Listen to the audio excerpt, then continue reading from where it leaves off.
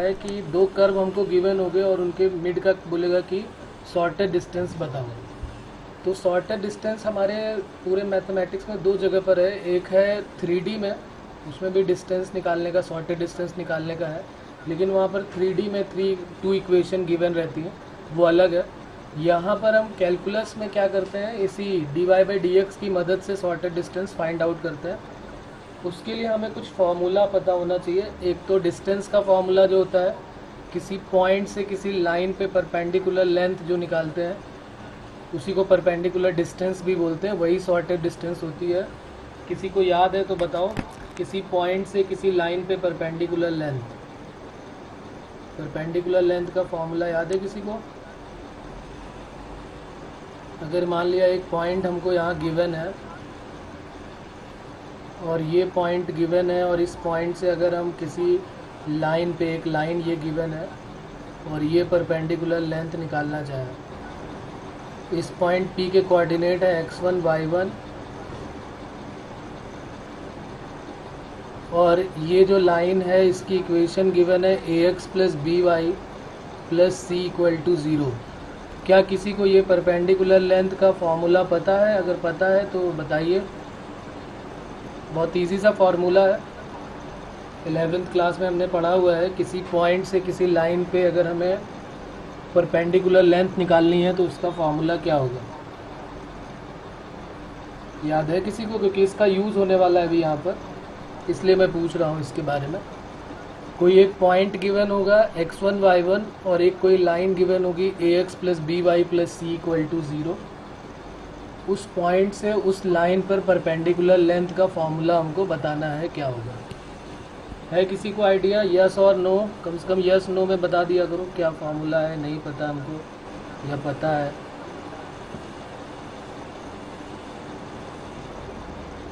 Okay, चलिए मैं बता देता हूँ। बहुत इजी सा फार्मूला, उसको ध्यान रखना है हमको, और हमने पढ़ा भी है उसके बारे में, अभी भूल गए हैं बस। फार्मूला हमारा होता है P = इसको याद रखेंगे,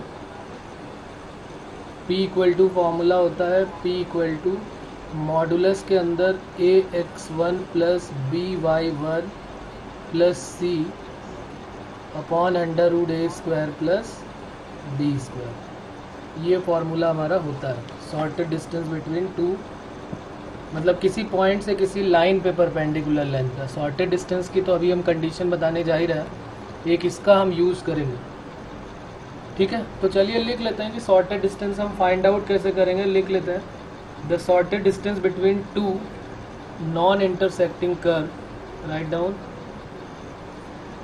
the shorted distance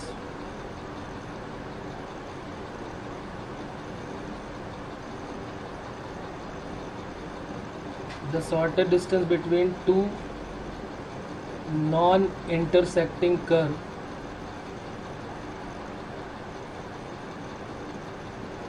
the shortest distance between two non-intersecting curve is always along the common normal, is always along the common normal। ये एक इम्पॉर्टेंट पॉइंट है जिसका हमें आइडिया होना चाहिए। कभी भी शॉर्टेड डिस्टेंस, कोई दो कर्व है और वो दोनों नॉन इंटरसेक्टिंग है, मतलब एक दूसरे को कट नहीं कर रहे हैं, और अगर हमें उसका जो है शॉर्टेड डिस्टेंस निकालना है, जैसे सपोज़ कर लेते हैं इस टाइप से एक फिगर हमको गिवन है, एक पैराबोला गिवन है, ये y² = या x² = 4y का, या x² = y का, और एक सर्कल हमको गिवन है। तो हम क्या करेंगे, इस पे कोई एक पॉइंट लेट करेंगे Px1, y1, और वहाँ से इस पे एक कॉमन नॉर्मल ड्रॉ करेंगे। और सर्कल में आपने अच्छे से पढ़ा ही होगा कि सर्कल में जो कॉमन जो नॉर्मल होते हैं वो हमेशा सेंटर से पास होते हैं। ये तो आइडिया सबको होगा ही कि सर्कल में जो नॉर्मल होगा अगर हम कहीं से भी ड्रॉ करेंगे तो वो हमेशा सेंटर से पास होने वाला है, चाहे जहाँ से भी ड्रॉ करोगे वो हमेशा सेंटर से पास होगा, ठीक है? ये तो हमको आइडिया है और आपको भी पता होना चाहिए कि हाँ हमें पता है। तो यहाँ पर हमारे पास क्या है कि हम क्या करेंगे, यहाँ पर कोई पॉइंट कंसीडर करेंगे और इन दोनों के बीच की ये जो डिस्टेंस है ये फाइंड आउट करेंगे। ये जो डिस्टेंस है इसको d या p जो भी लेट करना चाहें, ये डिस्टेंस d फाइंड आउट करनी है हमको। तो हम क्या करेंगे, पहले उस कर्व पे कोई पॉइंट ले लेंगे और इस पे एक कॉमन नॉर्मल ड्रॉ करेंगे और इसी कॉमन नॉर्मल से फिर हम कुछ ऐसा रिलेशन बनाएंगे जिससे हमें ये पॉइंट के कोऑर्डिनेट मिल जाएंगे। सबसे मेन काम हमारा यही है कि ये पॉइंट फाइंड आउट करना। जैसे ही हमको पॉइंट फाइंड आउट हो जाएगा, हम ये फार्मूला जो हमने साइड में लिखा हुआ है इसका यूज़ कर लेंगे, p = ax1 + by1 + c / √a² + b²। जैसे कि क्वेश्चन लिखते हैं तो फिर ज़्यादा आइडिया होगा कि क्वेश्चन करेंगे तो समझ में आएगा कि क्या कहना चाहता हूँ मैं। क्वेश्चन है हमारा, और ये जेईई के प्रीवियस ईयर का भी क्वेश्चन है। The shortest distance between the line, the shortest distance, the shortest distance between the line, और लाइन की इक्वेशन गिवन है y = x - 2 and the parabola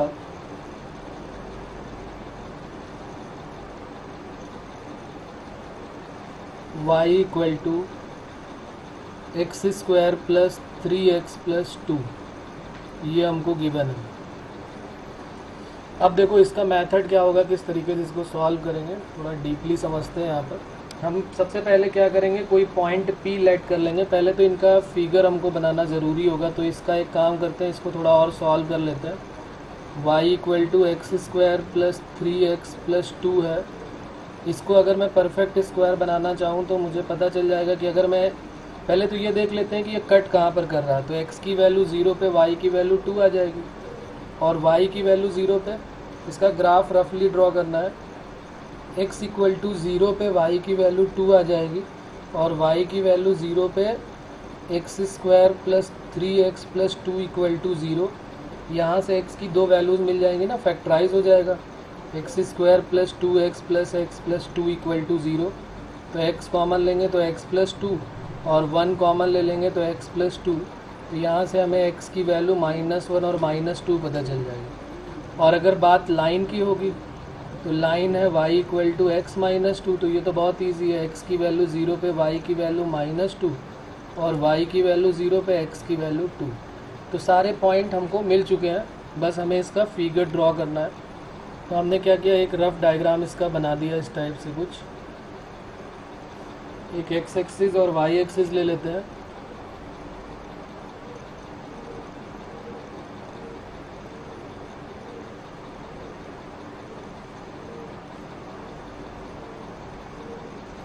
ये हमें पता है कि पैराबोला -1 और -2 पे कट कर रहा है, तो कुछ इस टाइप से जा रहा है।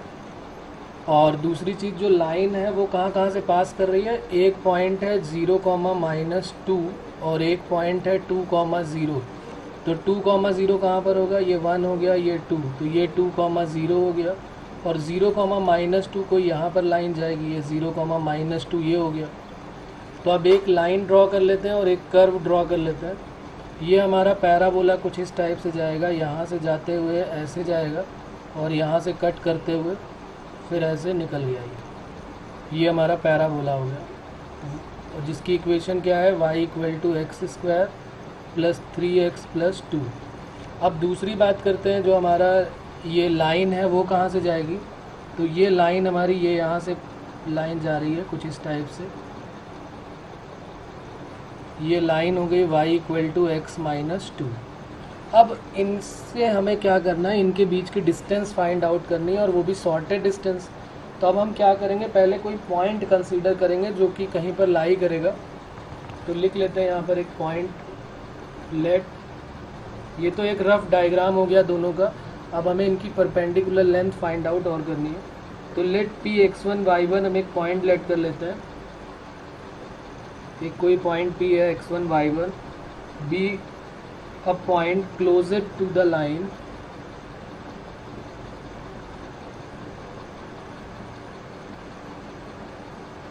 y = x - 2। एक हमने पॉइंट कंसीडर कर लिया है जो कि इस लाइन के बिल्कुल पास में कहीं लाई करेगा, कहीं पर भी वो पॉइंट हो सकता है। तो अच्छा, इस लाइन का स्लोप कितना है, इसमें एक काम हमको और करना है। इस लाइन का स्लोप हमको दिखाई दे रहा है, ये यहाँ से अगर हम इसको y equal to M X plus C से भी कंपेयर कर लें तो यहाँ से m की वैल्यू क्या आने वाली है, एक स्लोप तो ये 1 आ गया, और दूसरा जो y इक्वल टू हमको गिवन है वो है X square plus 3x plus 2। इसको डिफ्रेंशिएट करोगे तो क्या मिल जाएगा, 2x प्लस 3, और एट पॉइंट x1 y1 क्या हो जाएगा, एट पॉइंट x1 y1 क्या हो जाएगा, 2x1 प्लस 3। अब हमने क्या किया, ये स्लोप और ये स्लोप दो हमारे पास आ गए, इन दोनों स्लोप को हमें इक्वेट करना पड़ेगा। क्यों इक्वेट करेंगे बताओ, कौन बताएगा इसमें इक्वेट क्यों करेंगे?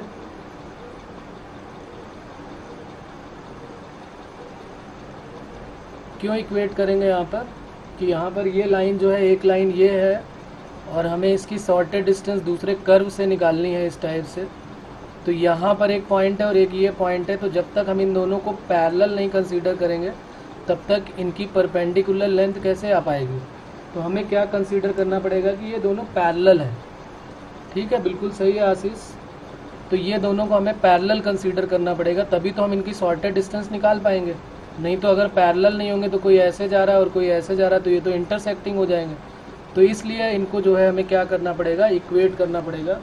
तो हमने क्या किया, स्लोप जो ये m था, एक ये m आया है और एक ये m आया है, दोनों को इक्वेट कर देते हैं।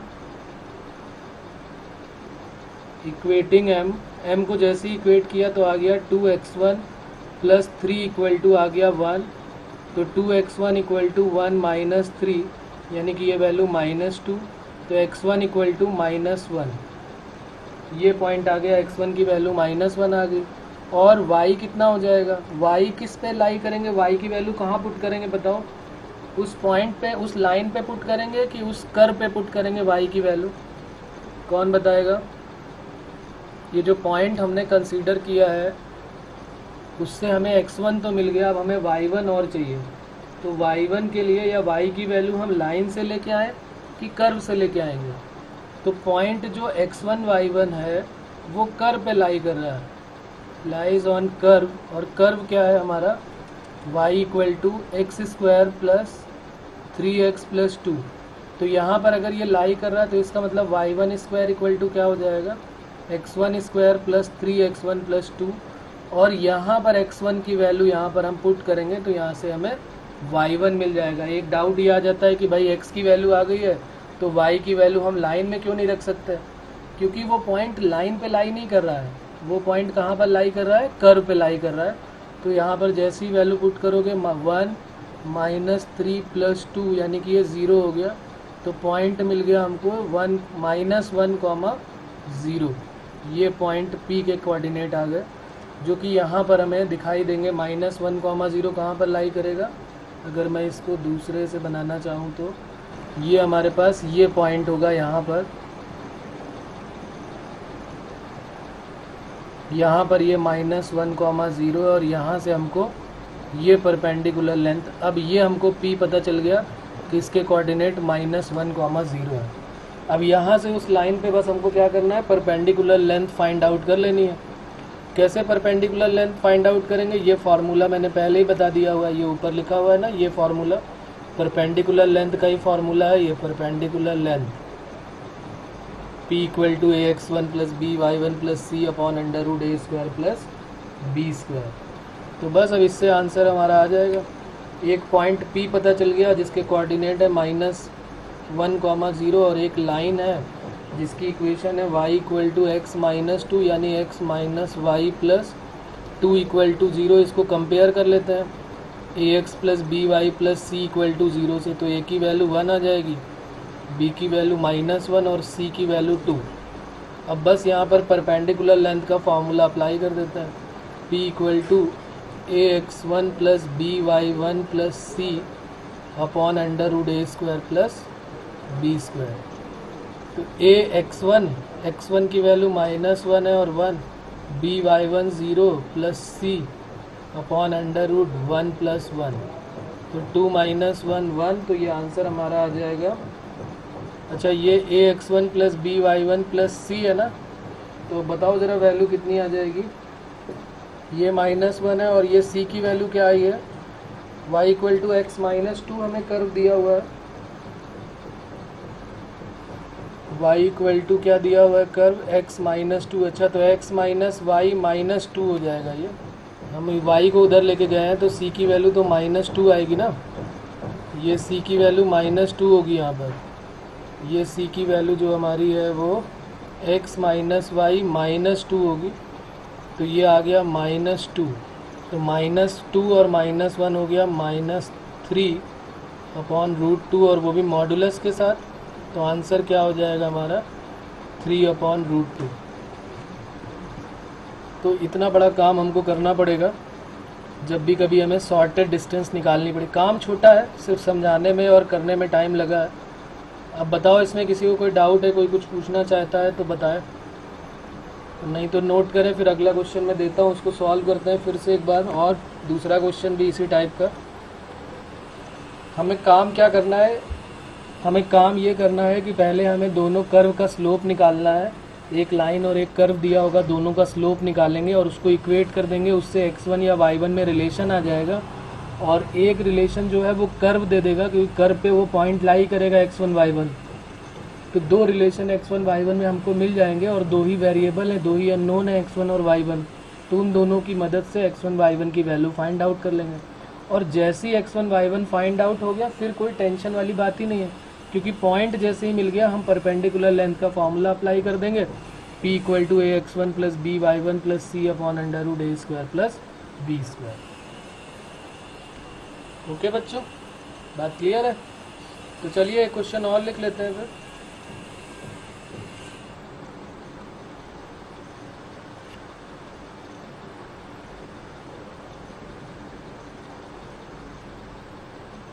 ओके ओके, नोट कर लो आराम से।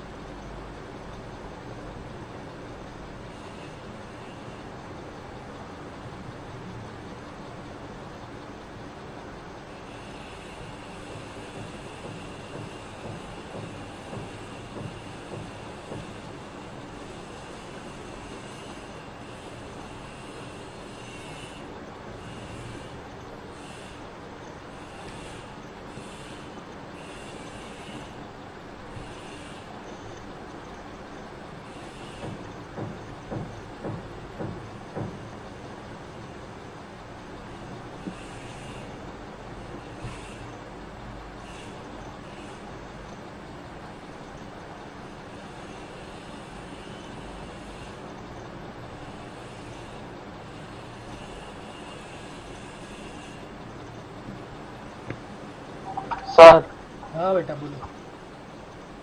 सर हम x1 y1 पॉइंट लाइन के इक्वेशन में पुट नहीं कर सकते। नहीं नहीं, वही तो मैं बता रहा था। जो x1 y1 है वो कहाँ पर लाई कर रहे हैं, वो कर्व पे लाई कर रहे हैं ना। हमने यहाँ पर जब लेट किया है, let the point p be x1 y1 be a point lie on a curve. ये कर्व पे हमने p पॉइंट लिया हुआ है। अगर वही पॉइंट लाइन पे भी लाई करेंगे तो फिर हम परपेंडिकुलर लेंथ कैसे निकाल पाएंगे? सोचो तुम कि वही उसी लाइन पे पॉइंट p लाई कर रहा है, और उस लाइन से उसी पॉइंट की परपेंडिकुलर लेंथ कैसे निकालोगे? वो तो ज़ीरो हो जाएगी। और कर्व से किसी पॉइंट की परपेंडिकुलर लेंथ का हमारे पास कोई फार्मूला नहीं है कि कोई कर्व हो और उस पर अगर हमें परपेंडिकुलर लेंथ निकालनी हो किसी पॉइंट से, तो फिर नहीं है हमारे पास। हमारे पास फार्मूला है कि किसी पॉइंट से किसी लाइन की परपेंडिकुलर लेंथ कैसे निकालेंगे। और अभी तक जितने भी हमने टेंजेंट के क्वेश्चन किए हुए हैं उनमें सब में हमने क्या किया हुआ है कि वो पॉइंट जो है वो कर्व पे लाई किया हुआ है। ठीक है ना? यस सर, मैं वैसे कर्व वो x1 y1 पॉइंट पर मैं इक्वेशन ऑफ लाइन फाइंड कर रहा था। अच्छा, इसी कर्व पे equation of line find out करोगे? क्यों? हाँ, parallel to y is equal to x minus 2। फिर उससे क्या हुआ आगे? फिर उससे दोनों के स्लोप निकाल के इक्वेट, ऐसे ही बाद में यही मेथड। अच्छा, बाद में यही मेथड है। तो आ रहा उससे भी आंसर? नहीं सर, मैं ट्राई कर रहा था, वैसे मैं पूछ लेता हूँ। नहीं, वो तो हम स्लोप तो देखो कैसे भी निकाल सकते हैं, कोई प्रॉब्लम नहीं। लेकिन जो x1 y1 पॉइंट है ना, वो हमको लाइन पे नहीं लाई कराना है, वो हमको कर्व पे लाई कराना है। ठीक है, बस इस बात का ध्यान रखना है। और जब भी कोई एक x1 या y1 हमारे पास आ जाएगा तो दूसरे को निकालने का मेथड यही है कि हम x1 y1 की वैल्यू कर्व में रखेंगे ना कि लाइन में रखेंगे, क्योंकि वो पॉइंट कर्व में लाई कर रहा है। बस इतना ध्यान रखेंगे तो इजीली सॉल्व हो जाएगा। Okay sir. एक क्वेश्चन और देता हूँ तो और आइडिया हो जाएगा इस तरह क्वेश्चन करने का। The point on the curve, और ये कर्व लिया हुआ है 3x² minus 4y² equal to 72। ये कर्व है which is nearest to the line, which is nearest to the line 3x plus 2y plus 1 equal to 0 is, A option में curve है 6, -3, B है -6, 3, सी है -6, -3 और डी है 6 और 3। ये भी जेई के प्रीवियस ईयर का ही क्वेश्चन है। ये भी IIT जेई में पूछा गया और वो भी पूछा गया, दोनों ही इम्पॉर्टेंट क्वेश्चन है।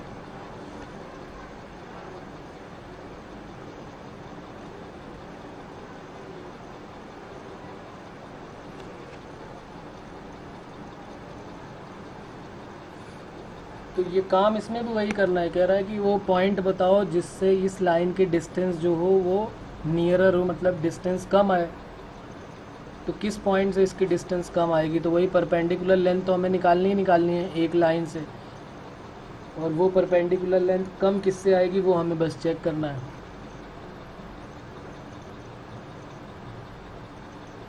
तो हम एक रफ आइडिया ले लेते हैं, ग्राफ जरूर ड्रॉ कर लेते हैं इनका, और फिर हमें इजीली सॉल्व हो जाता है अगर हम ग्राफ थोड़ा सा रफ आइडिया ले लेंगे तो। क्योंकि लाइन तो बन जाएगी। ये जो कर्व बन रहा है ये क्या बन रहा है, ये कौन सा कर्व है, देख के समझ में आ रहा है कौन सा कर्व है। ये सर्कल है, पैराबोला, एलिप्स है, हाइपरबोला है, क्या है।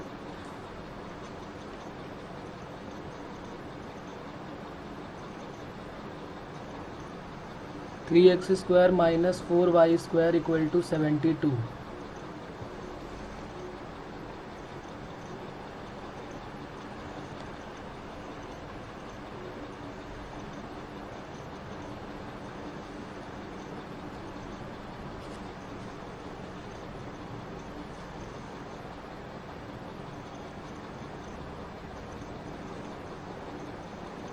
नहीं आइडिया, किसी को भी नहीं आइडिया हो रहा कि कौन सा कर्व है ये।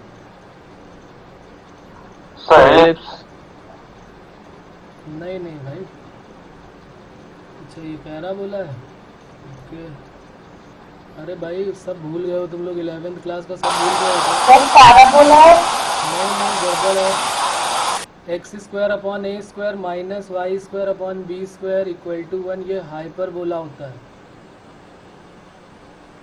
और जब यहाँ पर बीच में प्लस हो जाता है तब ये बन जाता है एलिप्स। ये एलिप्स होता है। और ये पैराबोला जो है वो y² इक्वल टू 4ax का फॉर्म होता है। इसमें x में लीनियर होगा तो y में क्वाड्रेटिक होगा, या y में लीनियर होगा तो x में क्वाड्रेटिक होगा। तो फिर ये बन जाता है हमारा पैराबोला। और सर्कल तो सबको आइडिया ही है, x² plus y² equal to a², ये सर्कल होता है। तो इसको अगर थोड़ा सॉल्व करोगे तो ये हो जाएगा x² अपॉन 72 और अपॉन में 3 minus y² upon 72 upon 4 equal to 1।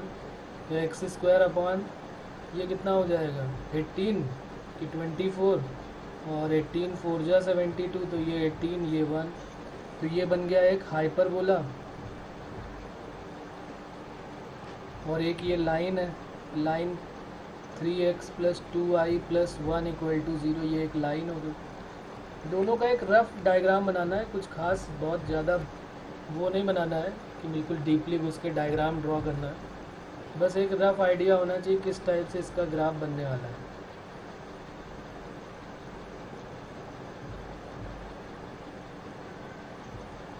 ये हमारा हाइपरबोला कुछ इस टाइप का होता है, एक इधर की तरफ पैराबोला बनता है और एक इधर की तरफ पैराबोला, ये कुछ इस टाइप का होता है हाइपरबोला ये। अब यहाँ पर हमको क्या करना है,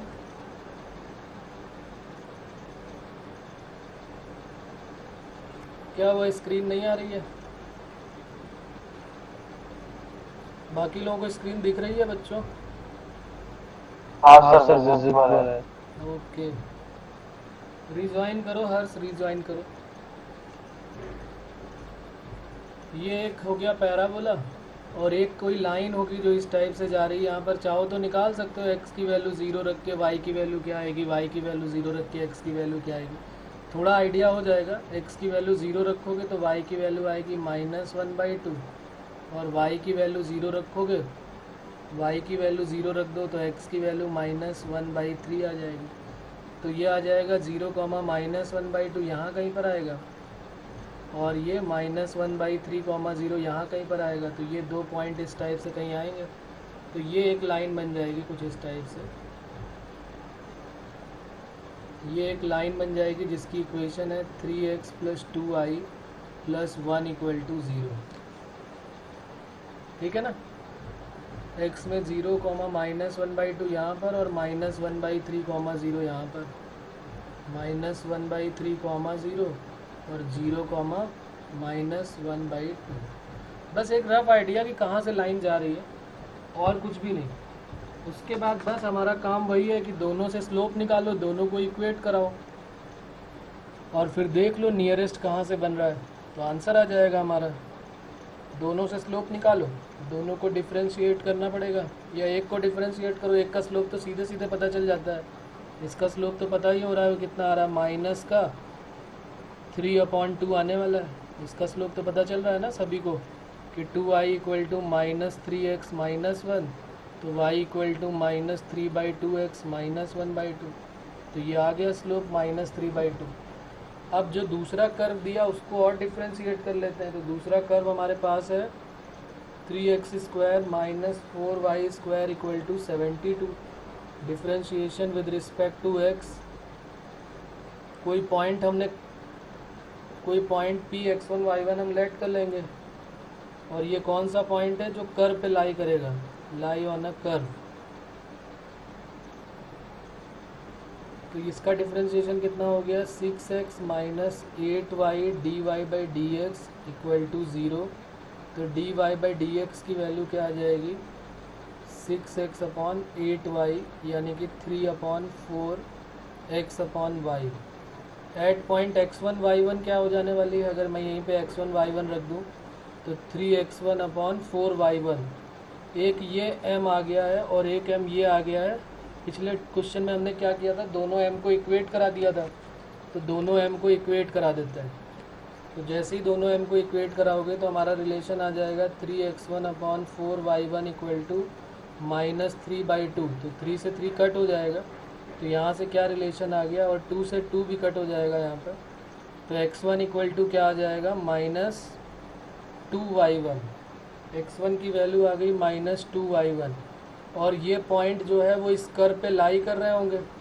तो दूसरी इक्वेशन हमारे पास क्या होगी, 3x1² - 4y1² = 72, और x1 की वैल्यू यहाँ पे 2y1 यहाँ पुट कर देते हैं, तो 3 और x1² हो जाएगा, तो 4y1² - 4y1² = 72। तो 4 3 = 12, 12 में से 4 चले जाएंगे तो कितना आ जाएगा हमारे पास, 8y1²। 8y1² = 72, तो y1² की वैल्यू आ जाएगी 9, तो y1 की वैल्यू आ जाएगी +-3। तो x1 की वैल्यू क्या आ जाएगी, जब प्लस रखोगे तो माइनस, और जब माइनस रखोगे तो प्लस। जब +3 रखा तो -6 और +6। तो ये पॉइंट आ गए हमारे पास। कौन कौन से दो पॉइंट आ गए, एक आ गया -6,3, 2 पॉइंट्स हमको मिल गए। एक आएगा पहला पॉइंट -6,3, और एक आएगा 6,-3। अब उसने क्वेश्चन में पूछा था कि किससे नियरेस्ट होगी वो लाइन, ये जो लाइन है वो किस पॉइंट से नियरेस्ट होगी। एक है 6,-3 और एक है -6,3। तो यहाँ से ये पॉइंट, एक यहाँ पर कोई पॉइंट होगा और एक यहाँ नीचे कहीं पर कोई पॉइंट होगा ये। तो अब वो पूछ रहा कहाँ से नियरेस्ट होगा वो निकालना है। तो हम क्या करें, दोनों की परपेंडिकुलर लाइन निकाल लेते हैं। ये -6,3 होगा, यहाँ पर जो पॉइंट होगा उसके कोऑर्डिनेट क्या होंगे, -6,3। और यहाँ पर जो पॉइंट होगा उसके कोऑर्डिनेट क्या होंगे 6, -3। अब ज़रा तुम लोग बताओ इतना करने के बाद कि कौन सा पॉइंट नियरेस्ट होगा। इतना तो मैंने कर दिया, परपेंडिकुलर लेंथ तुम लोग निकाल के बताओ और कौन सा पॉइंट नियरेस्ट होगा ये बताना है, आंसर क्या होगा। यहाँ तक किसी को कोई डाउट है तो बोलो। इसमें अगर कहीं पर कुछ पूछना है कि ये कैसे हुआ तो वो मैं बता सकता हूँ।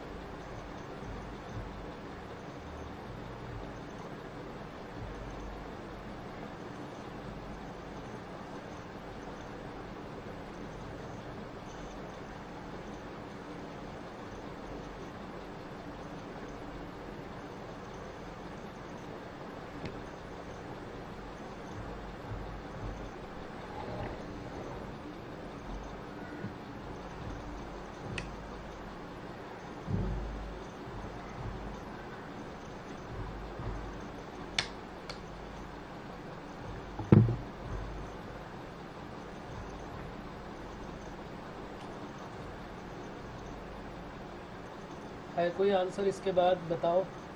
यहाँ तक कर लिया सभी ने कि कोई प्रॉब्लम है?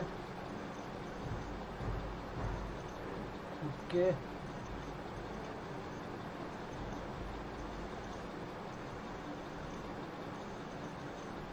यहाँ से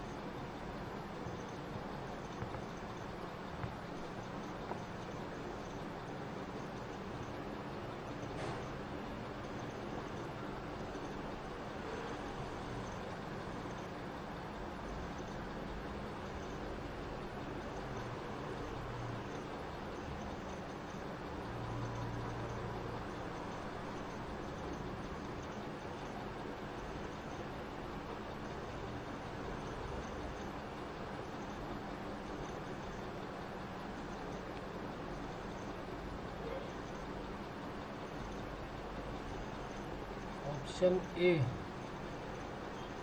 है 6, -3।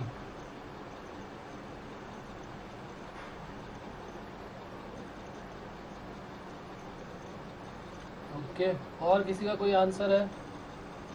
लाइन हमारे पास है, लाइन जो है वो है 3x + 2y + 1 = 0। ये लाइन है हमारे पास, और एक बार पॉइंट ये x1 y1 का काम करेगा और एक बार ये x1 y1 का काम करेगा। तो ज़रा निकाल लेते हैं। a की वैल्यू है 3, b की वैल्यू है 2 और c की वैल्यू है 1। तो परपेंडिकुलर लेंथ का फॉर्मूला होता है ax1 + by1 + c/√a² + b²। 9 + 4 13। तो ये कितना हो गया? 18 - 3 2 जा 6 और 1 7। 18 - 7 -18 + 7 हो गया ना, तो ये हो गया 11। तो 11/√13 नेगेटिव भी आएगा तब भी उसको हम क्या लेंगे? पॉजिटिव। और एक दूसरी परपेंडिकुलर लेंथ यहाँ से आएगी, तो यहाँ और यहाँ में सिर्फ कितना फ़र्क होगा? ax1 + by1 + c/√, नीचे तो 13 ही आना है, तो ये कितना आने वाला है, 6 3 ज़ा 18 और 119 माइनस 6 13, तो 13 अपॉन रूट 13। तो 11 अपॉन रूट 13 बड़ा होगा कि 13 अपॉन रूट 13 बड़ा होगा? अगर मैं इसको P1 और इसको P2 बोल दूँ तो P1 P2 में कौन बड़ा होगा? उसने पूछा है कौन सी नियरेस्ट होगी, तो छोटा उसने पूछा है कि छोटा किससे मिलेगा।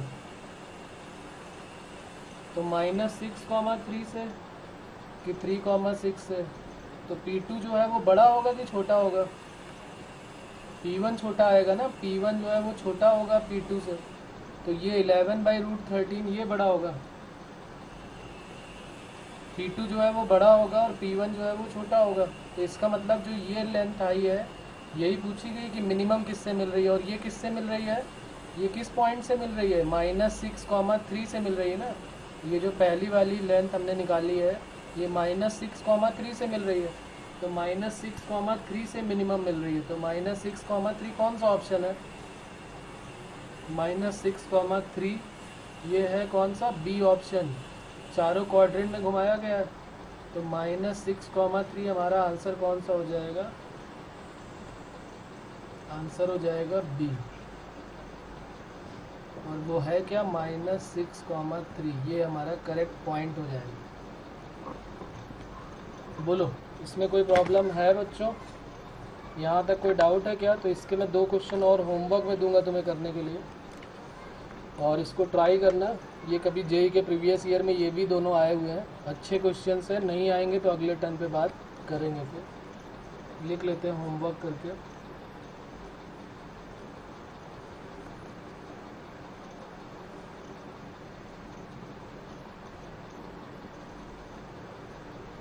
इफ़ डी इज, और ये जो क्वेश्चन है ये इंटीजर टाइप क्वेश्चन है, इंटीजर टाइप। क्वेश्चन 1 है, if D is minimum distance, if d is minimum distance between the curve,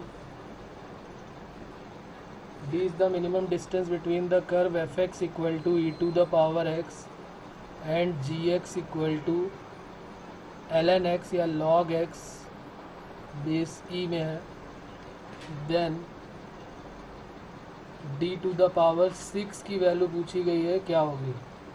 और इंटीजर टाइप का मतलब है आंसर 0 to 9 के मिड में होना चाहिए। 0 से 9 के मिड में आंसर आएगा इसका। इसका सेकंड क्वेश्चन एक और लिख लेते हैं। ये दोनों ही जेई के प्रीवियस ईयर का पार्ट है। सेकंड वाला भी बहुत ही अच्छा क्वेश्चन है, काफ़ी दिमाग लगाना पड़ेगा, मोस्ट इम्पॉर्टेंट क्वेश्चन। इसको हम बोल सकते हैं कि ये चैलेंजिंग प्रॉब्लम है। इसमें दिमाग लगाना, देखते हैं कौन पहुंचता है वहाँ तक जहाँ तक मैं ले जाना चाहता हूँ। ये है challenging problem.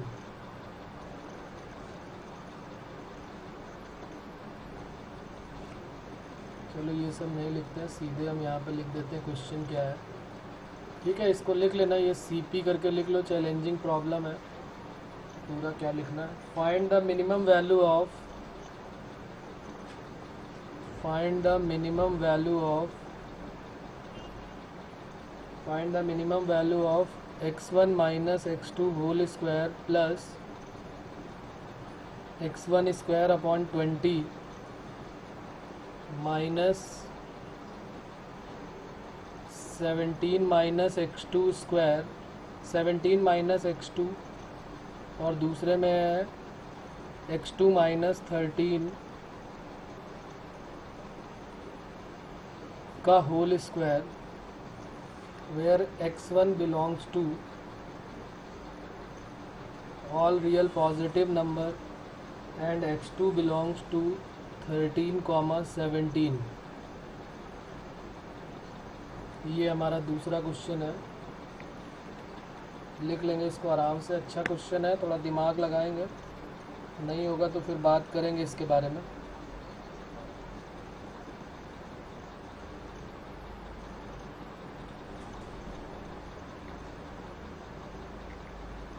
Sir first question में e raised to 6 है। हाँ, d to the power 6,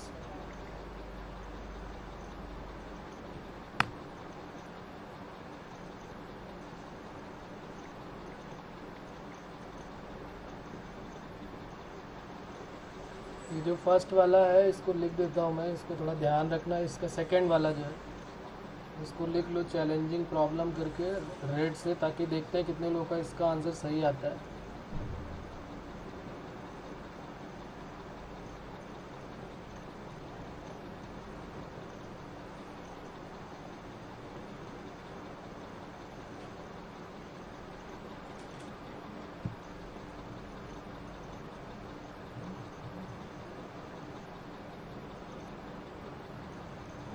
ठीक है बच्चों, अब लिख लेते हैं अगले कुछ और क्वेश्चंस लिख लेते हैं। इनका आंसर भी चाहिए, आंसर भी दे दूं यहीं पर। ओके, आंसर भी यहीं लिख देता हूं मैं, ताकि फिर कोई डाउट ना रहे बाद में। फर्स्ट वाले का नो सर, आंसर मत दीजिए। आंसर ना दूं? ना सर। चलो आंसर नहीं देते हैं, कोई बात नहीं, ढूंढो और आंसर निकालो। अगले टर्न तक का है तुम्हारे पास time. Sir first question answer is 8। Okay, क्या बात है, बिल्कुल सही है, निकाल दिया। सही है, तुम्हारा आंसर 8 आएगा कैरल। चलो फर्स्ट वाला तो लीक हो गया आंसर, पहले उसने बता दिया, पूछूंगा नहीं कैसे आया है, अगले टर्न पे पूछेंगे इसके बारे में। लिख लेते हैं एक और प्रॉब्लम है, उसका नाम है लोकस प्रॉब्लम। उस टाइप के क्वेश्चन भी पूछे जाते हैं, वो भी लिख लेते हैं।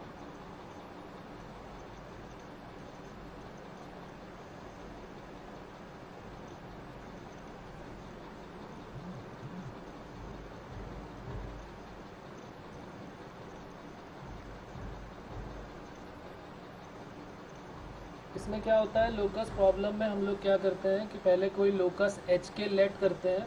इस तरह क्वेश्चन तुमने उसमें भी 11th में भी किए होंगे। पहले कोई लोकस एच के लेट करो और बाद में उसको एक्स वाई में ट्रांसफ़र कर लो। पहले कोई पॉइंट हम लेट करेंगे जिसके कोऑर्डिनेट होंगे एच कॉमा के, और बाद में क्या करेंगे, इसको रिप्लेस कर देंगे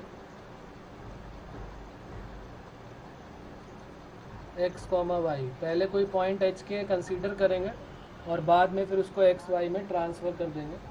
खैर क्वेश्चन लिखते हैं तब ज़्यादा आइडिया होगा। वैसे locus problem last year conic section में खूब सारी की हुई है, तो फिर भी एक बार देखते हैं कितने लोगों को याद है। क्वेश्चन है हमारा ये question 1, find the locus of point on the curve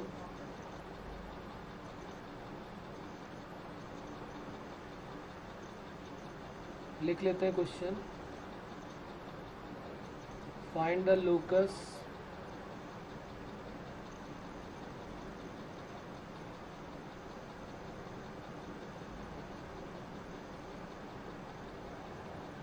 find the locus of point on the curve, और कर्व गिवन है Y square equal to 4a x plus a sine x upon a,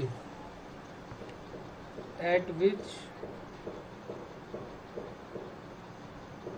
the tangent parallel to x axis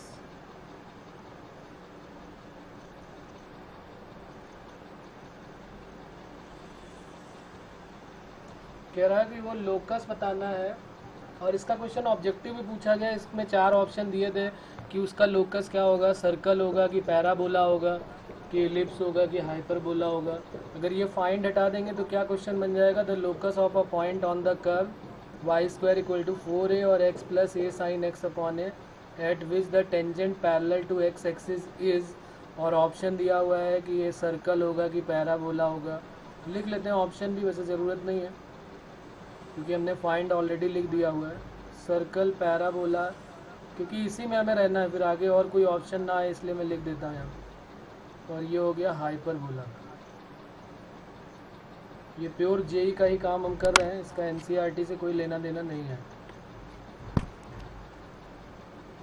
तो चलिए बताइए कैसे करते हैं इस type के क्वेश्चन, किसी को आइडिया है बताइए।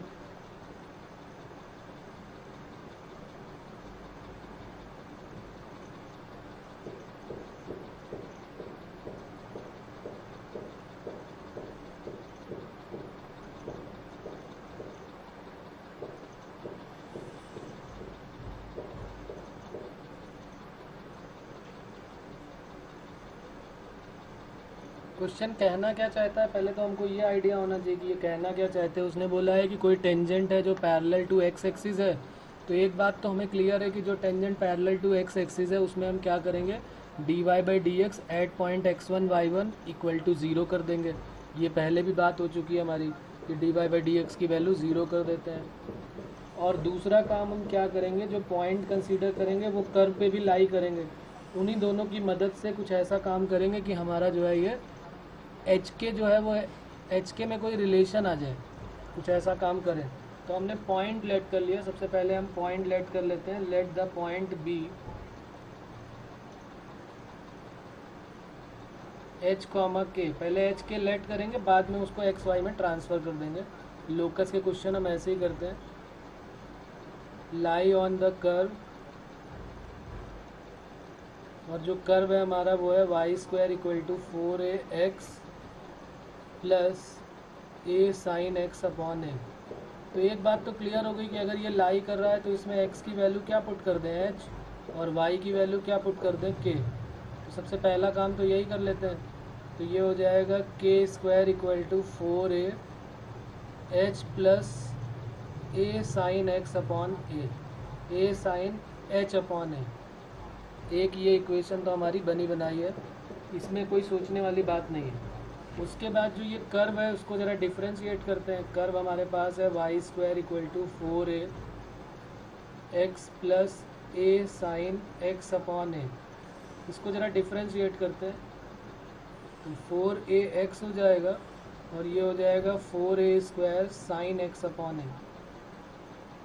वाई स्क्वायर डिफ्रेंशिएट कर दो, डायरेक्ट भी कर सकते थे differentiation. 2y D Y by D X equal to 4ax का 4a हो जाएगा, और 4a स्क्वायर कॉन्स्टेंट है। साइन एक्स अपॉन ए का कॉस एक्स अपॉन ए हो जाएगा, और एक्स अपॉन ए का बाद में क्या हो जाएगा, 1 अपॉन ए से ए यहाँ पर कट कर देते हैं। तो ये आ जाएगा 4a plus 4a cos X upon A. अब उसने जो बोला है, उसने ये कहा है कि भाई ये जो 2y D Y by D x है, यहाँ से d Y by D x भी आ जाएगा। बट उसने कहा है कि जो टेंजेंट है वो पैरेलल टू एक्स एक्सिस है। और अगर टेंजेंट जो है, यहाँ पर लिखने की वैसे कोई ज़रूरत नहीं, हमें पता है, लेकिन फिर भी मैं लिख देता हूँ। If tangent is parallel to x axis, अगर एक्स एक्सिस के पैरेलल है तो D Y by D x की वैल्यू ज़ीरो हो जाएगी। तो यहाँ पर जो ये d Y by D x हमको दिख रहा है, इसकी जगह पे हम क्या पुट कर देंगे, ज़ीरो। तो zero equal to 4a plus 4a cos X upon A. अच्छा, यहाँ पर एक पॉइंट और भी कर लो कि एट पॉइंट एच के कर लो यहाँ पर, क्योंकि हम पॉइंट कौन सा ले रहे थे, एच के ही ले रहे थे ना। तो एक काम करते हैं, यहाँ पर भी एट पॉइंट एच के पहले निकाल देते हैं।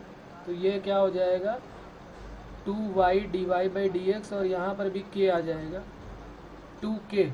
या चलो एक लाइन यहाँ पर लिख दूँ क्या, कि समझ में आ रहा है क्या किया यहाँ पर। चलो यहाँ हटा देता हूँ, यहाँ काफ़ी हौच पौच हो जाएगी। फिर अगर क्लियर नहीं हो रहा तो फिर लिख लेते हैं यहाँ पर।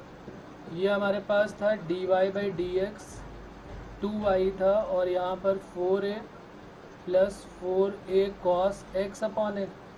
और फिर यहाँ से मैं इसको यहाँ लिख देता हूँ कि d Y by D x at point h comma k. तो 2 यहाँ पर x की जगह पे h पुट कर देते हैं और y की जगह पे k। तो ये हो जाएगा 4a plus 4a cos h upon A. तो ये जो x है इसकी जगह पे अब क्या हो जाएगा, h अपॉन ए। यहाँ पर हो जाएगा h अपॉन ए, और ये ज़ीरो हो गया। तो कॉस h अपॉन ए की वैल्यू क्या आ जाएगी, -1। अच्छा, कॉस h अपॉन ए की वैल्यू -1 आ गई, तो साइन h अपॉन ए की वैल्यू क्या हो जाएगी, कौन बताएगा। अगर कॉस x अपॉन ए -1 हो गया तो साइन x अपॉन ए, साइन h अपॉन ए कितना हो जाएगा। अरे सबको पता है cos square theta plus sign square theta 1 होता है ना, पता है ना सभी को। तो sine h upon A sine square theta plus cos square theta equal to 1। तो ये 1 - 1 0 हो गया। तो इसका मतलब साइन h अपॉन ए की वैल्यू क्या आ गई, 0 आ गई। ये एक इम्पॉर्टेंट सा केस आ गया, साइन h अपॉन ए 0।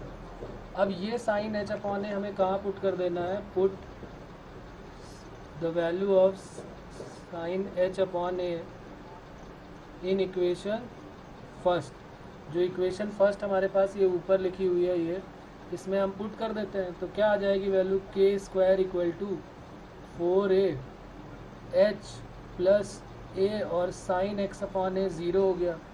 तो यहाँ से हमारे पास जो रिलेशन आने वाला है वो आ जाएगा के स्क्वायर इक्वल टू 4a(h).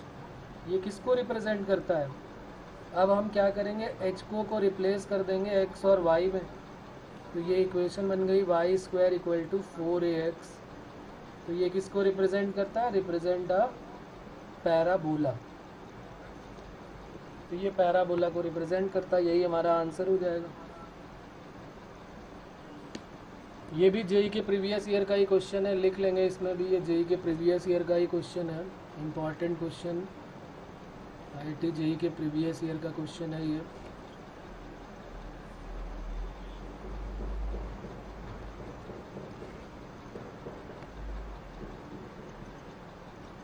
देखो जल्दी देखो, सॉल्व करो, फिर बताओ इसमें कोई प्रॉब्लम है तो बताओ, नहीं तो फिर अगला क्वेश्चन होमवर्क देता हूँ मैं तुम्हें एक और इसी टाइप का, उसका भी आंसर बताना है तुम्हें कि क्या आएगा।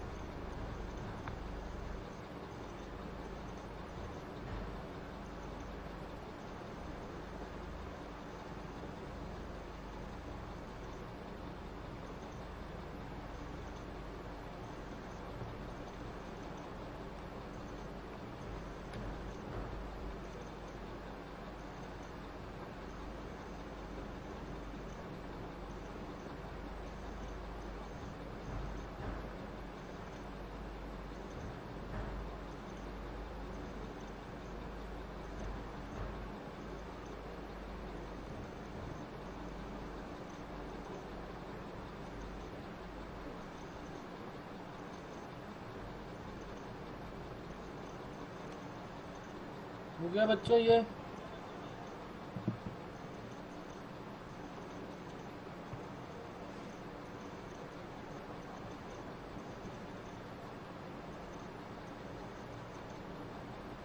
चलिए तो एक क्वेश्चन लिख लेते हैं।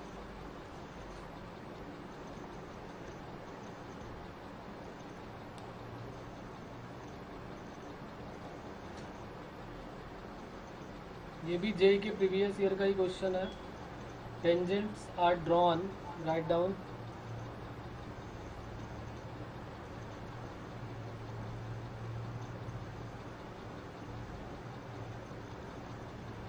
tangents are drawn from origin to the curve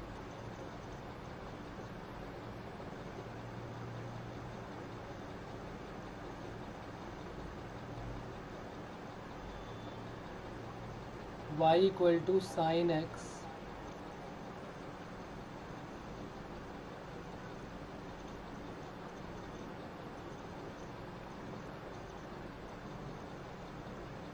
then the point of contact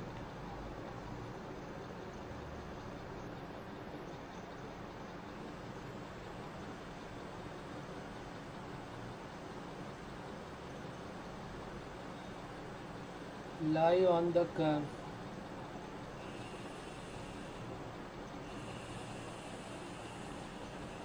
और इस कर्व के बारे में बताना है कि कौन सा कर्व होगा।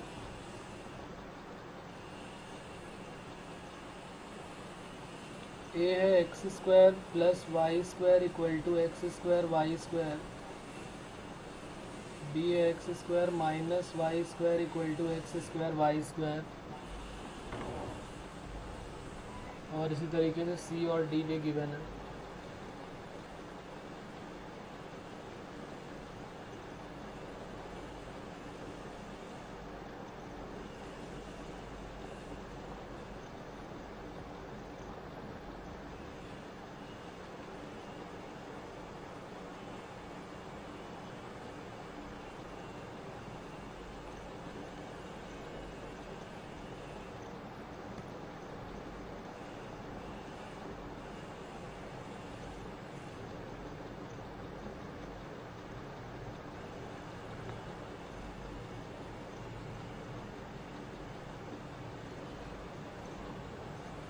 कह रहा है टेंजेंट ड्रॉ करनी है ओरिजिन से और उस कर्व पे जिसका नाम है y equal to sine x. तो पॉइंट ऑफ कांटेक्ट जो है वो किस कर्व पे लाई करेगा, मतलब सीधी सी बात है कि जो पॉइंट ऑफ कांटेक्ट है उसका हमको क्या करना है, लोकस बताना है कि वो किस कर्व पे लाई कर रहा है, उसका लोकस चाहिए हमको।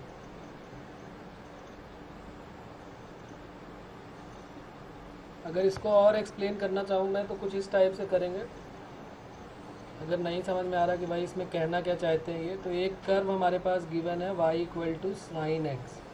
तो सबसे पहले वो ड्रॉ कर लेते हैं, वो तो सबको समझ में आ ही गया कि y equal to sine x के बारे में बात हो रही है।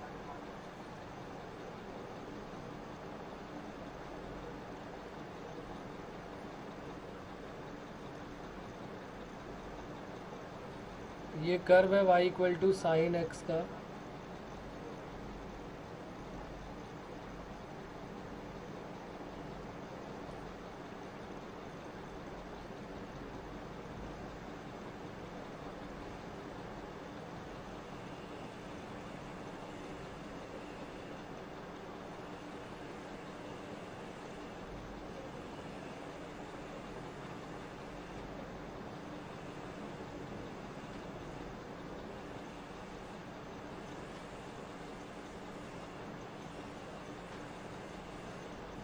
अब यहाँ पर क्या करना है, उसने बोला है कि इस पर ओरिजिन से टेंजेंट ड्रॉ करनी है। तो जैसे मान लीजिए ये 0 0 है, इस पर टेंजेंट ड्रॉ करनी है मुझे। तो मैं टेंजेंट कैसे ड्रॉ करूँगा, यहाँ पर एक टेंजेंट ये ड्रॉ हो सकती है, ये इस पर टेंजेंट ड्रॉ करनी है। ध्यान रखना है, ड्रॉ का मतलब है कि टच तो करनी चाहिए ना। जैसे यहाँ पर है ये टेंजेंट ड्रॉ कर दी, या इस ओरिजिन से मैं यहाँ पर भी टेंजेंट ड्रॉ कर सकता हूँ, ये टेंजेंट ड्रॉ हो गई। या इस ओरिजिन से मैं यहाँ पर टेंजेंट ड्रॉ कर सकता हूँ, या यहाँ पर भी टेंजेंट ड्रॉ कर सकता हूँ इसी ओरिजिन से। तो इस तरीके से लाखों करोड़ों पॉइंट मुझे मिलने वाले हैं पॉइंट ऑफ कांटेक्ट। सिमिलरली यहाँ पर भी ऐसे ही हो सकता है, यहाँ से टेंजेंट ड्रॉ हो जाएगी ये। तो इस तरीके से मुझे बहुत सारे पॉइंट मिलने वाले हैं। तो उन पॉइंट का लोकस क्या होगा, ये मेरा क्वेश्चन है, बल्कि इनका क्वेश्चन है कि उन पॉइंट का जो लोकस है वो क्या होगा, और वो इसी चारों में से किसी कर्व पे लाई करेगा। तो उस कर्व की इक्वेशन हमको फाइंड आउट करनी है। टेंजेंट ड्रॉ करनी है 0 0 ओरिजिन से उस कर्व पे, और जहाँ पर वो टच करता है, जैसे मान लिया कि ये पॉइंट यहाँ पर टच करता है, इसके मैंने कोऑर्डिनेट एच के लेट कर लिए, ये एच के है, ये भी एच के हो सकता है, ये बहुत सारे पॉइंट हो सकते हैं। लेकिन ये सारे पॉइंट तो अलग अलग होंगे, लेकिन जो कर्व है उस कर्व को ये सारे पॉइंट सेटिस्फाई करेंगे, ऐसा ये कहना चाहते हैं। Tangents are drawn from the origin to the curve y equal to sine x, then the point of contact lie on the curve. इस कर्व पे लाई करेंगे।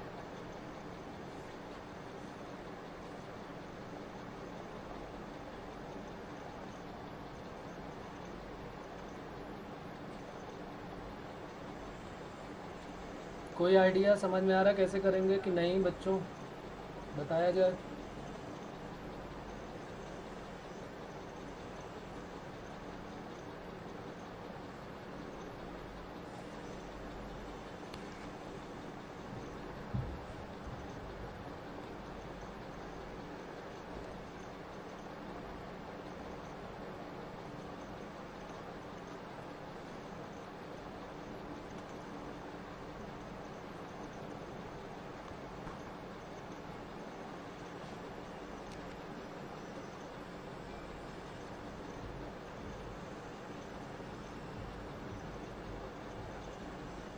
तो देखो कैसे करेंगे, करते हैं सॉल्व साथ में। एक हमारे पास देखो, जैसे मान लिया मैंने ये टेंजेंट, इसका नाम रख लिया, ये ओ पॉइंट है और ये ए पॉइंट है। तो इस ओ ए का अगर हमें निकालना है, इस ओ ए की टेंजेंट की इक्वेशन निकालनी है, तो इसका पहले स्लोप निकालना पड़ेगा। तो सबसे पहले तो मैं पॉइंट ही लेट कर लेता हूँ। Late the point of contact, जो पॉइंट ऑफ कॉन्टेक्ट है वो है एच कॉमा के। तो अब हमारे पास अगर ये कर्व पे लाई कर रहा है y equal to sine x है, और इसी कर्व पे ये पॉइंट एच के लाई कर रहा है, तो इसका मतलब ये कर्व को सेटिस्फाई करेगा। तो हमारे पास जो कर्व है वो है y equal to sine x. तो इसमें हम क्या पुट कर देंगे, put x equal to h and y equal to k. तो यहाँ पर क्या बन जाएगा, k equal to sine h. ये एक इक्वेशन हमारी बन गई, k equal to sine h. उसके बाद दूसरी इक्वेशन कैसे आएगी, दूसरी इक्वेशन हमारी आएगी टेंजेंट के स्लोप से। स्लोप कैसे मिलेगा हमको, स्लोप ऑफ टेंजेंट अगर मैं निकालना चाहूँ तो कैसे मिलेगा बताइए, कौन बताएगा स्लोप ऑफ टेंजेंट के बारे में। टेंजेंट का मतलब जो ओ ए है, इसका स्लोप हमें फाइंड आउट करना है। क्या कोई तरीका है इसका स्लोप फाइंड आउट करने का, कैसे फाइंड आउट करेंगे, बिल्कुल फाइंड आउट कर सकते हैं। m equal to y two minus y one upon x two minus x one. एक तो ऐसे फाइंड आउट हो जाएगा, कैसे, x1 y1 क्या है 0 0 और x2 y2 क्या है एच के। तो क्या बन जाएगा यहाँ पे y2 माइनस वाई वन के minus zero upon H minus zero. तो ये बन जाएगा k अपॉन एच। एक स्लोप और भी फाइंड आउट होता है dy बाई डी एक्स से। हमारे पास कर्व है y equal to sine x, इसको डिफ्रेंशिएट कर लेते हैं, dy बाई डी एक्स आ जाएगा cos x, और dy by D x at point h comma k find out करना पड़ेगा हमको, क्योंकि dy by D x at point x1 y1 ही तो होता है। तो ये cos h आ जाएगा। तो ये भी स्लोप आ गया और एक ये भी स्लोप है, दोनों स्लोप को हमें क्या करना पड़ेगा, इक्वेट करना पड़ेगा। तो यहाँ से cos h की वैल्यू क्या आ जाएगी, यहाँ पर इक्वेट कर देते हैं, equating the value of m की वैल्यू को इक्वेट कर दिया। तो cos h इक्वल टू क्या हो जाएगा, k upon H. cos h की वैल्यू आ गई k अपॉन एच, ये इक्वेशन सेकेंड हो गई। और फर्स्ट की वैल्यू क्या आई थी, साइन h की वैल्यू आई थी k। अब तुम लोग बताओ कि अगर हमें साइन और कॉस में, साइन और कॉस को एलिमिनेट करना है, साइन h की वैल्यू आई है k और cos h की वैल्यू आई है k अपॉन एच, और हमें गायब करना है cos h और sin h को। तो इन दोनों इक्वेशन को कैसे सॉल्व किया जाए, स्क्वायरिंग एंड एडिंग। हाँ बिल्कुल सही है। जब भी कभी दुनिया में साइन और कॉस की इक्वेशन दिखाई देंगी, हम उनको स्क्वायर करके ऐड कर देते हैं। सेक और टेन में दिखाई देंगी, स्क्वायर करके सब्सट्रैक्ट कर देते हैं। सिमिलरली कॉसेक और कॉट में भी स्क्वायर करके सब्सट्रैक्ट कर देते हैं। तो यहाँ क्या हो जाएगा, squaring and adding first and second, और बस हमारा आंसर आ गया अभी। Sine square h plus cos square h equal to k square plus k square upon h square. तो ये तो 1 हो गया, और एच के को एक्स वाई में ट्रांसफ़र कर लेते हैं। ये जो एच के है यहाँ लिख देंगे रिप्लेस्ड बाई एक्स और वाई। जहाँ जहाँ पे एच दिखाई दे रहा है उसकी जगह पे एक्स आ जाएगा, और जहाँ जहाँ पे के दिखाई दे रहा है वहाँ पर वाई आ जाएगा। तो y square upon x square. तो ये कितना हो जाएगा, यहाँ पर एलसीएम ले लेते हैं, x square Y square plus Y square equal to x square. तो हमारा आंसर आ गया x square minus Y square equal to x square Y square. Solve होने के बाद क्वेश्चन बहुत इजी लगेगा, पहले प्रॉब्लम होती है इसको देख के, तो इसलिए मैंने इसको बता दिया है, ध्यान रखेंगे खास इसका। और जब भी कभी लोकस की प्रॉब्लम आएगी तो हमें ऐसे ही करना होगा, एच के को एक्स वाई में ट्रांसफ़र करना पड़ेगा। तो एक हमारा क्वेश्चन ये हो गया, इसका भी हो गया। अब लिख लेते हैं अगला क्वेश्चन। इसमें कोई प्रॉब्लम है, बताइए आपको इसमें कोई प्रॉब्लम। ओके, नोट कर लिया सबने।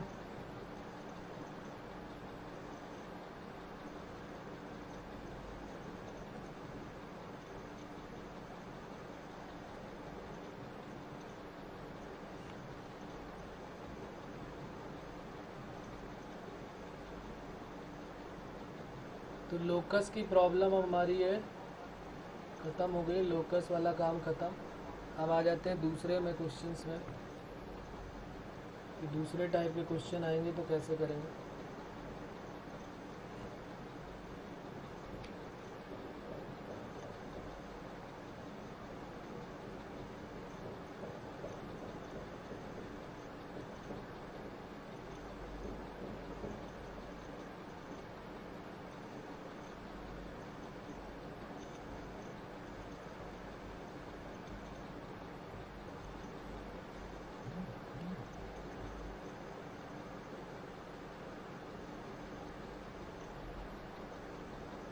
लिख लेते हैं if y equal to 1 plus x square upon A cube, y equal to 4th root of x, 4th root नहीं है, 4 इंटू अंडर रूट एक्स है, have only one point is common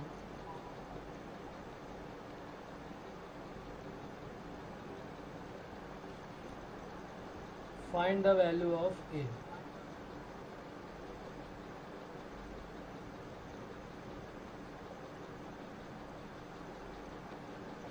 ए की वैल्यू बतानी है क्या होगी जिसके लिए ये दोनों का जो है केवल एक ही पॉइंट कॉमन होगा।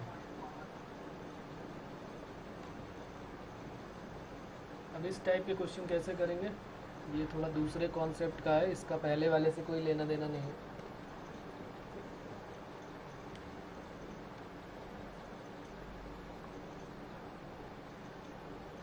सिंगल पॉइंट कॉमन है तो इसका मतलब ये क्या कहना चाहते हैं, कौन बताएगा? सिंगल पॉइंट अगर दो कर्व का कॉमन है इसका मतलब वो क्या होंगे?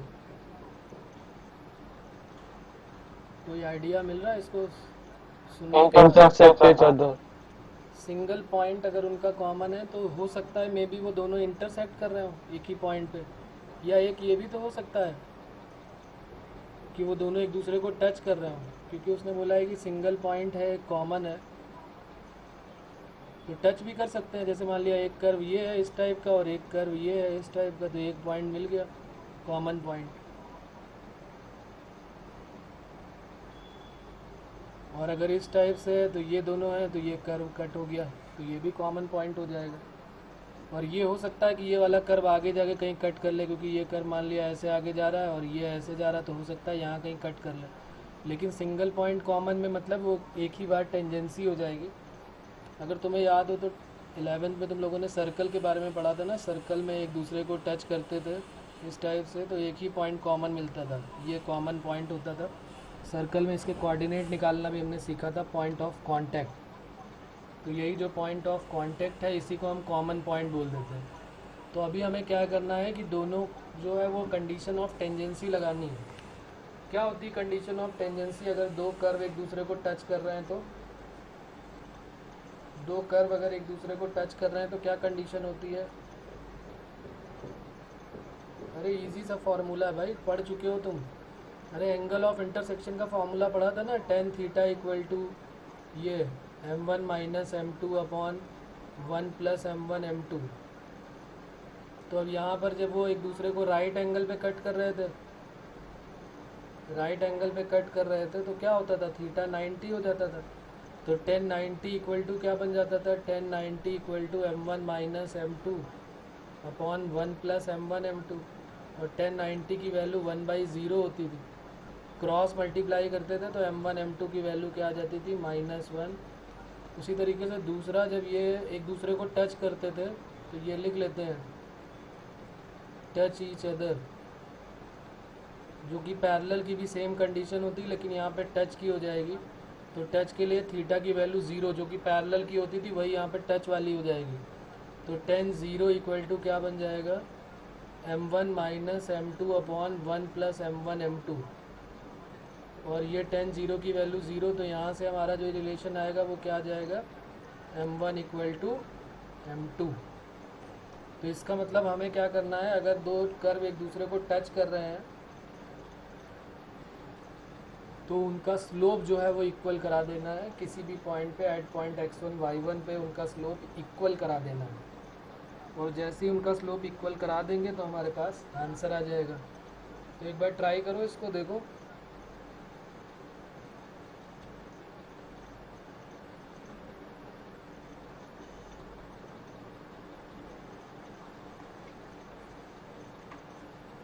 दोनों का स्लोप निकाल के इक्वेट करा दो।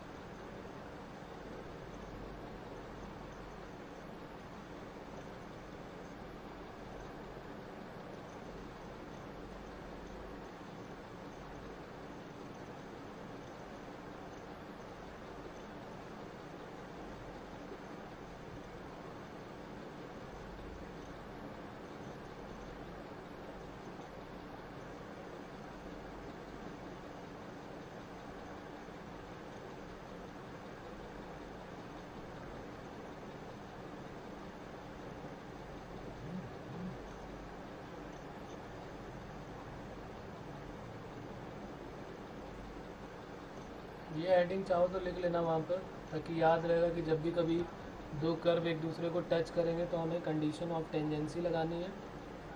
Problem based on condition if two curve touch each other.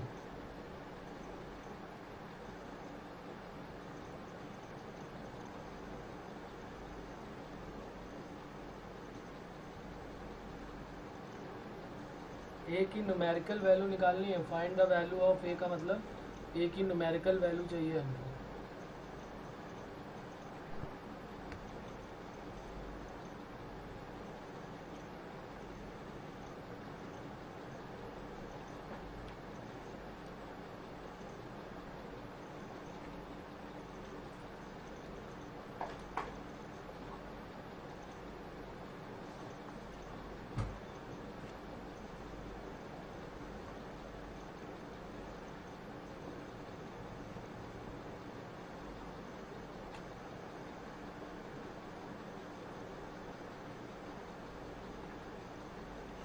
नहीं आया answer?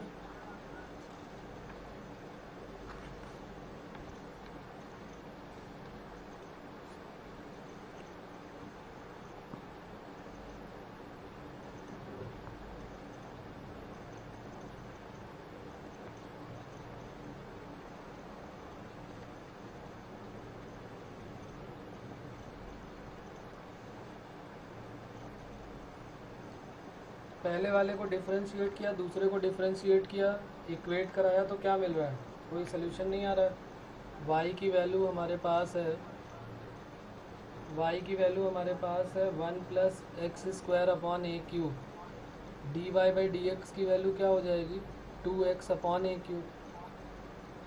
Eight point x1 y1 क्या हो जाएगी? अगर हम कोई पॉइंट ले लेते हैं x1 y1 तो ये हो जाएगी 2x1 अपॉन ए क्यूब। उसके बाद दूसरे का देखो, दूसरे में क्या आने वाली है?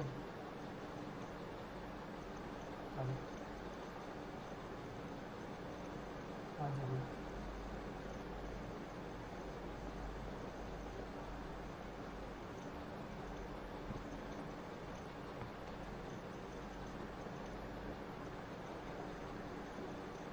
दूसरे में क्या हो जाएगा? D Y by D x अगर हम दूसरे में निकालेंगे तो क्या बनने वाला है?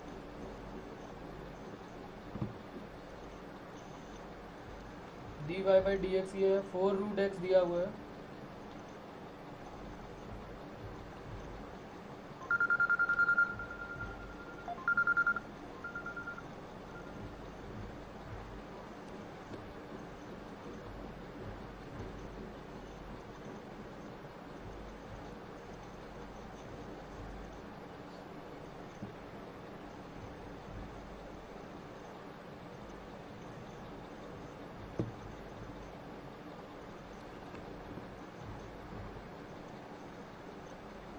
D Y by D x की वैल्यू दूसरे वाले कर्व में क्या गिवन है? 1 प्लस 4 रूट एक्स गिवन है, y equal to 4 root X. तो D Y by D X यहाँ पर कितना हो जाएगा? 4 और रूट एक्स का 1 अपॉन 2 रूट एक्स, तो ये हो जाएगा 2 अपॉन रूट x1 अगर एट पॉइंट x1 y1 हम कंसीडर करेंगे तो। और यहाँ से दोनों को इक्वेट करा देते हैं, ये m1 हो गया और ये हो गया m2। दोनों को इक्वेट करा दो। दोनों को जैसे ही इक्वेट कराओगे तो क्या मिल जाएगा? 2x1 upon A cube equal to 2 upon root x1। अब इसी से इसको सॉल्व कर लो कि यहाँ से क्या वैल्यू आने वाली है। 2x1 to the power 3/2 equal to 2a cube आ जाएगा ना। अच्छा, 2 से 2 कट कर दो तो x1 इक्वल टू क्या हो गया? 2 को गायब करो, x1 to the power 3/2 equal to a cube. तो x1 इक्वल टू क्या हो जाएगा? a cube to the power 2/3, तो यानी x1 की वैल्यू आ गई a स्क्वायर। x1 की वैल्यू आ गई a स्क्वायर। अब दूसरी वाली जो इक्वेशन है वहाँ पर पुट कर देते हैं। हमारे पास जो इक्वेशन है वो क्या क्या है? 4 रूट x1, दोनों y की वैल्यू थी, दोनों को इक्वेट करा देते हैं। y की वैल्यू हमारे पास है 1 प्लस एक्स स्क्वायर, दोनों ही y1 हो जाएंगे ना। तो x ये हो गया y1 equal to x1 square upon A cube, और एक y1 equal to 4 root x1 हो गया। तो यहाँ से भी सॉल्व कर लेते हैं। यहाँ से क्या वैल्यू मिल जाएगी? y1 की वैल्यू देखो यहाँ पे 1 प्लस x1 स्क्वायर अच्छा x1 की वैल्यू डायरेक्ट पुट कर दूँ मैं, यहाँ पर x1 की वैल्यू डायरेक्ट पुट कर देते हैं। हमारे पास x1 की वैल्यू क्या है, x1 का square a⁴ upon a cube, ये a क्यूब हो जाएगा ना, और equal to 4 root x1 a हो जाएगा। तो ये a क्यूब से a⁴ कट हो गया, तो 1 plus a equal to 4a, तो ये 3a इक्वल टू 1, तो a की वैल्यू क्या आ जाएगी 1/3। अब बोलो इसमें कहीं पर कोई प्रॉब्लम है तो। ठीक है बच्चों, बाकी फिर नेक्स्ट टाइम पे करते हैं, आज हो गया टाइम। है कोई प्रॉब्लम इसमें बताओ।